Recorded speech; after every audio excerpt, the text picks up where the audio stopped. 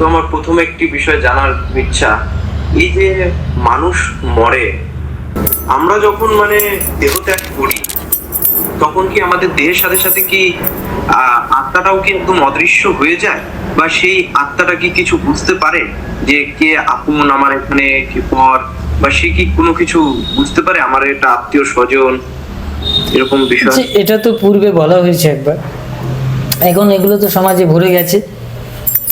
সত্যি কথা বলতে কি, আত্মা কি, সেই আত্মতত্ত্বটা জানাটা খুব কঠিন। আগে আত্মতত্ত্ব জানতে হবে, আত্মা কি সেটা। আত্মা অদৃশ্য হয়ে যায় এরকম কিছু, দৃশ্যমান হয় এরকম নয়, ঠিক আছে? আত্মাকে ডিফাইন করা যায় না, আত্মাকে কোনো ক্রমেই সংজ্ঞায়িত করা যায় না। এবার কেউ কেউ বলেছেন যে চুলাগ্র মানে কেশাগ্রের 1000 ভাগের করলে যে কণাটি পাওয়া যাবে সেই কণাটি হচ্ছে জীবাত্মার স্বরূপ বা আত্মার স্বরূপ, এইভাবে বলেছেন। ওটা আসলে বোঝানোর জন্য বলেছেন, যে কোনোভাবে বোঝাচ্ছেন। বেদ, বেদান্ত, উপনিষদ ইত্যাদিতে এই সমস্ত এইভাবে অনেক জায়গায় উঠে এসছে। কিন্তু বাস্তবিক আত্মা কি, এবং মৃত্যুর পরে আত্মা কোথায় যায়, এবং আমাদের এই শরীরটা কি, এই যে পঞ্চভৌতিক শরীর, 25 তত্ত্বের শরীর বা 24 তত্ত্বের শরীর, অ্যাকচুয়ালি 24 তত্ত্বের শরীর, আর মূল হচ্ছে সেটা হচ্ছে জীবাত্মা, ঠিক আছে, বা সূক্ষ্মলিঙ্গ। এই বিষয়টি নিয়েই হচ্ছে 25টি তত্ত্ব হবে। তো এখন যদি আমাদের এই শরীরটি মারা যায়, মানে আমি যদি মারা যাই, সহজ কথা, এই জীবিত শরীরটাই মরে গেল, তার মানে বলে দিচ্ছে যে আত্মা বেরিয়ে গেল। দেখুন, আত্মা বলছে না, ঈশ্বরকে কি বলছে, ব্রহ্মকে কি বলছে, ব্রহ্ম যা আত্মা তাই। অনেক জায়গায় অনেক সাধু মহাত্মাগণ বলেছেন। তাহলে সর্বম খলিদম ব্রহ্ম তজ্জ্বলান, ছন্দজ্ঞ উপনিষদ বলছে, সর্বম খলিদম ব্রহ্ম তজ্জ্বলান, তজ্জ তাহা থেকে জন্মে, তল্ল তাহাতে লীন প্রাপ্ত হয়, তদন তাহাতে চেষ্টিত হয়। এই যে ব্রহ্ম 3টে সেকশন নিয়ে চলে আসলো, 3টে ভাগ হয়ে গেল। ব্রহ্ম তাই যা থেকে সবকিছু জন্মে, যাতে সবকিছু লীন হয়ে যায়, মানে এই অনন্ত ব্রহ্মাণ্ডে যা কিছু আছে সবকিছু তাতেই লীন হয়ে যাবে, মানে তাতেই সমাহিত হবে। তদন মানে চেষ্টিত হওয়া, চেষ্টিত মানে চেষ্টা, শক্তি, প্রচেষ্টা শক্তি। এই প্রচেষ্টা যে শক্তিটা, তার মানে হচ্ছে ক্রিয়মান, অর্থাৎ ব্রহ্মের ভিতরে ক্রিয়া শক্তিটা আছে। তাহলে এই ব্রহ্ম আত্মা অভিন্ন তো একটি পর্যায়ে গিয়ে, কিন্তু ব্রহ্ম, আত্মা এবং ভগবান এই 3টে সত্তার একটু ডিগ্রিতে ফেলা হয়েছে। ওই যে 64 কলা আছে না, এই কলার বিষয়ে কিছু ভাগ ভাগ আছে, ঠিক আছে? ব্রহ্ম কত কলাতে আছে, আত্মা কত কলাতে আছে, আর ভগবান কত কলাতে গেলে হয়। যেমন 64 কলায় বলছে ভগবান, ক্লিয়ার, 16 কলায় পূর্ণ বা 64 কলায় পূর্ণ ভগবান। কিন্তু আত্মা কত কলাই হবে, জীবের কত কলা, জীব অ্যাকচুয়ালি 55-51 কলা, ঠিক আছে, সরি 50-51 কলা। এবার আত্মার অবস্থান কত, আত্মার এইভাবে দেখাচ্ছে 56, ব্রহ্ম কত 60, ভগবান কত 64 কলা। কিন্তু এটা শ্রীমদ্ ভাগবত সিদ্ধান্তে বলছে ব্রহ্মেতি, ঠিক আছে, ভগবানেতি, হ্যাঁ, পরমাত্মেতি। এই 3টে জিনিস অভিন্ন তো এক। বিদ্বান ব্যক্তিগণ ইয়াকে ভিন্ন ভিন্ন নামে কি করেন, নামাঙ্কিত করেন। তাহলে আত্মা এবং ব্রহ্ম যদি এক হয়, তাহলে এখানে বলছে ব্রহ্ম সর্বত্র, তা ব্রহ্ম যদি সর্বত্র হয়, আত্মা সর্বত্র, তাহলে আত্মা এখান থেকে বেরিয়ে কোথায় যাবে?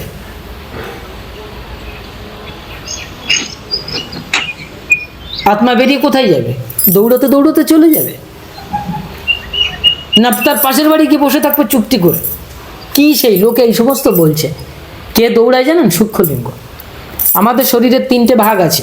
এই যে স্থূল, যেটা আমরা দেখতে পাচ্ছি, আমরা দেখতে পাচ্ছি এখানে 24টা তত্ত্ব আছে। ওই যে কর্মেন্দ্রিয়, জ্ঞানেন্দ্রিয়, পঞ্চ তন্মাত্রা, শব্দ, স্পর্শ, রূপ, রস, গন্ধ, ক্ষিতি, অবতেজ, মরুৎপদ, পঞ্চভূত, হ্যাঁ, চিত্ত, অহংকার, বুদ্ধি, এই সমস্ত নিয়ে 24টা তত্ত্ব আছে। শ্রীমদ্ ভগবদ গীতাতে বলেছে 24 তত্ত্ব বা 25 তত্ত্ব, বলছে না? আর একটি হচ্ছে মূল তত্ত্ব,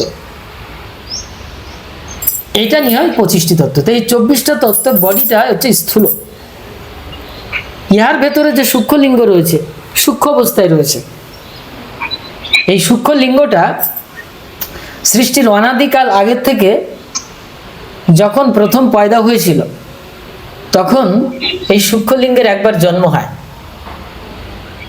ঠিক আছে, এই সূক্ষ্ম লিঙ্গের একবার জন্ম হয় আর একবার মৃত্যু হয়। এরপরে রয়েছে কারণ শরীর। এই কারণ শরীরে সবকিছু রেকর্ডিং আছে। তাহলে আমার এই তিনটে শরীরের স্থূল শরীরটা যখন নিষ্ক্রিয় হয়ে গেল তখন কে বেরিয়ে যাচ্ছে?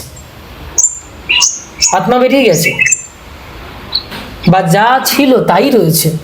কিন্তু আমার স্থূল শরীর মৃত হওয়ার পরে গিয়েও আমার স্থূল শরীর থেকে যায়, কারণ এই শরীরের তিনটি অংশ, স্থূল সূক্ষ্ম আর কারণ।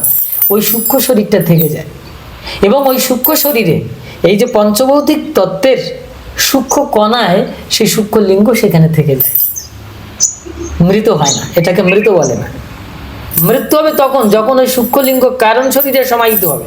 আবার ওই কারণ শরীর যখন তুরিয়াতীত অবস্থায় চলে যাবে তখন ওই জীবের পরামুক্তি হবে। এর আগে ওই আত্মাটাত্মা অনেক দূরের বিষয়। অর্থাৎ আমাদের মৃত্যুর পর সূক্ষ্ম লিঙ্গ ঘুরে বেড়ায়। সহজ কথায় কিরকম সূক্ষ্ম লিঙ্গ, সহজ করে একটু পঞ্চভৌতিক সিদ্ধান্ত বলে দিলেই পরিষ্কার হয়ে যাবে। আমাদের ক্ষিতি, অব, তেজ, মরুদ্গম পাঁচটা, মাটি, জল, বায়ু, অগ্নি আর হচ্ছে আকাশ তত্ত্ব। এখানে যখন আমাদের পুড়িয়ে ফেলে বা মাটিতে পুঁতে দেয়, যেটাই করুক না কেন, ক্রমান্বয়ে বডি যখন শেষ হয়ে যায় তখন কিন্তু পঞ্চভূতের মাটি তত্ত্ব, জল তত্ত্ব এখানেই বিলীন হয়ে গেল। কিন্তু আকাশ তত্ত্ব এবং বায়ু তত্ত্ব আর সর্বোপরি অগ্নিতত্ত্ব খানিকটা এই সূক্ষ্ম আকারে সূক্ষ্ম লিঙ্গের সাথে সমাহিত থাকে। ওইটা তখন ঘুরে বেড়ায়, ওইটা দেখে,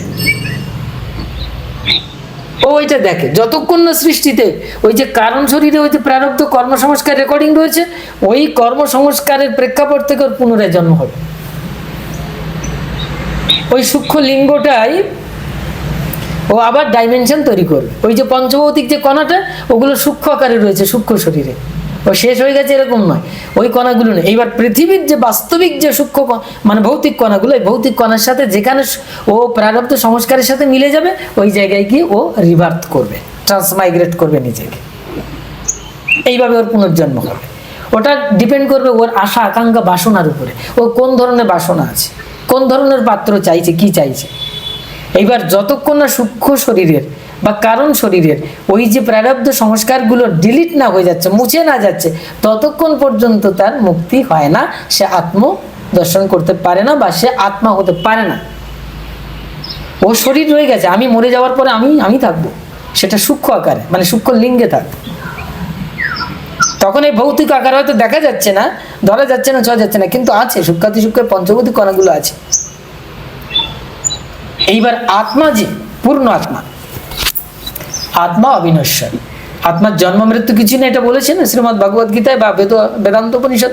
বাস্তবিক এই আত্মা পূর্বের থেকেই ছিল, এখনো রয়েছে। তুমি মরে গেলে না গেলে সে রয়েছে সবসময় এবং ভবিষ্যতে থাকবে, এবং পুরাতন সুপ্রাচীন, যার কোনো আদি নেই। এই জন্য তাকে বলা হয়েছে অনাদি তত্ত্ব।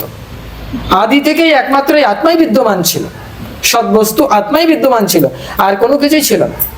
আর যা কিছু পয়দা হয়েছে ওই আত্মার থেকে এসেছে। এবার আত্মা কাউকে জন্ম দিয়েছে, এ নিয়ে অনেক বিতর্ক আছে, কিভাবে জন্ম হয়। ওই যে বলছে না ব্রহ্ম কি করছে, তার থেকে সবকিছু কি হচ্ছে, জন্ম নিচ্ছে। কোন প্রক্রিয়া জন্ম নিচ্ছে, এগুলোর অনেক সাইন্টিফিক ব্যাপার আছে। তো যে কোনো কারণেই হোক, মানুষ যখন মারা যায়, মরে যাওয়ার পরে সে তার সংস্কার অনুসারে ওই সময় তার একটি উপলব্ধি থাকে, কারণ তার নিজস্ব সূক্ষ্ম শরীর রয়েছে, তখন সূক্ষ্ম লিঙ্গ রয়েছে। তো লিঙ্গটা তো শেষ হয়ে যায়নি, সূক্ষ্ম লিঙ্গ, এর অনেক কঠিন ব্যাখ্যা আছে। মানে যখন আত্মা প্রথম জীব আকারে আসলো, ব্রহ্ম জীব আকারে এসছে, আমি শিব ছিলাম, আমি জীব হয়েছি সৃষ্টির কবে থেকে, এর কোনো শেষ ঠিকানা নেই। আমরা কবে থেকে যে জীব হয়েছি এর কোনো আদি নেই। ওই জবে থেকে আত্মা থেকে ডিভাইড হলাম, ডিভাইড মানে আত্মা থেকে ডিভাইড হয়নি। আমি নিজে আত্মাকে মায়া জ্ঞান করে, মানে অজ্ঞানের দ্বারা নিজেকে আমি জীব মনে করলাম, আমি স্বয়ং আত্মা। এই যে এই ডিভিশনটা এসে গেল, এই ডিভিশনটাই হচ্ছে জীব শরীর। এই ডিভিশনটাই হচ্ছে জীব শরীর, এটাকে জীবাত্মা বলে। জীব শব্দটি যখন খণ্ডিত হয়ে গেল, ডিলিট হয়ে গেল, তখন আত্মা রয়ে গেল। আত্মা হচ্ছে ইয়ে,